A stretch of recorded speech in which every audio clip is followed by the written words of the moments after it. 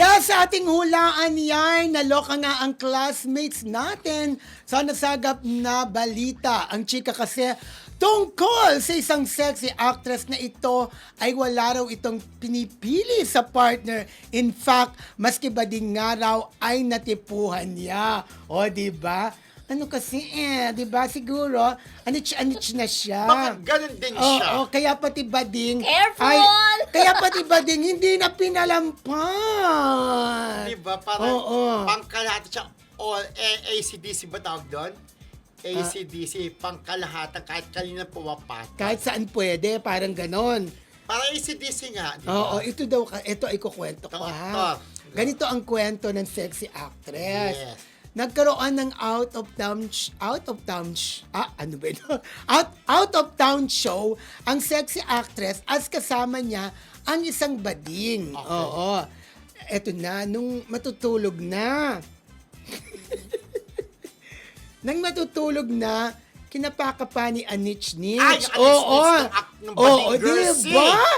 Diyos ko, pati yun, diba? Hindi niya pinalampas, BFF. Hindi kaya kasi mainit-initan itong sexy actress, di ba? Kaya kumbaga, para siyang Gabi, di ba? Oo. Gabi na yung Makati, kumbaga sabi sa Gabi-Gabi. Handa. Taga Makati na lugar, di ba? Yes.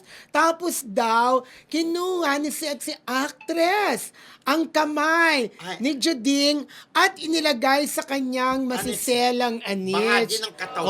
Oo, ayun na. So, Sa pumayag din, pumatol din to si Bading Gersi sa sexy actress, di ba? pero alam mo, kahit daw yung bading daw, napilitan lamang. Siyempre, di ba? Oo, kung meron siyang gusto, dapat lalaki, di ba? Pero nag-enjoy din to si Bading Gersi, di ba? Sabi niya, lalo naman to si Mujeres, di ba?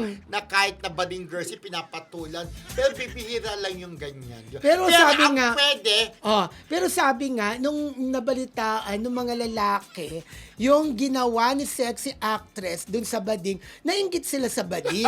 Kasi pantasya naman talaga kasi itong sexy actress na ito, lalo na nung kapanahunan niya. naman, ang ganda-ganda, sexy, at lahat ng pelikula kumikita before. At sobrang laki ang Anich-nich. maluluma yan. Yeah. Mildred. Pero sa tokada kanya. naman daw yun, friendship. Ay, hindi. Hindi daw siya retokada. tunay ba? Oo. Kay Mildred na Paano tokada. kaya niya alam? Alam niya, kasi siya yun eh. Hindi kaya Kay ikaw Mildred mo yun? yun eh, di ba? Grabe kayo. May nagkwento sa akin, no?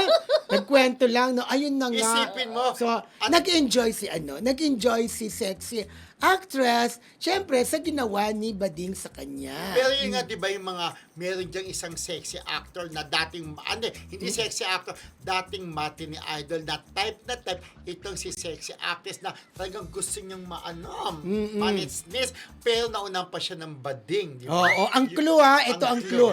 Si sexy actress, parang madalang na lang siya makita ngayon sa showbiz. Pero paminsan-minsan, lumalabas pa rin siya. Pero as mother na, hindi na siya ganun ka-pressness, At di ba? mayaman na siya ngayon. Super richy na siya, si sexy actress. Samantalang si Bading, active pa rin siya sa showbiz. Isa ba siyang host?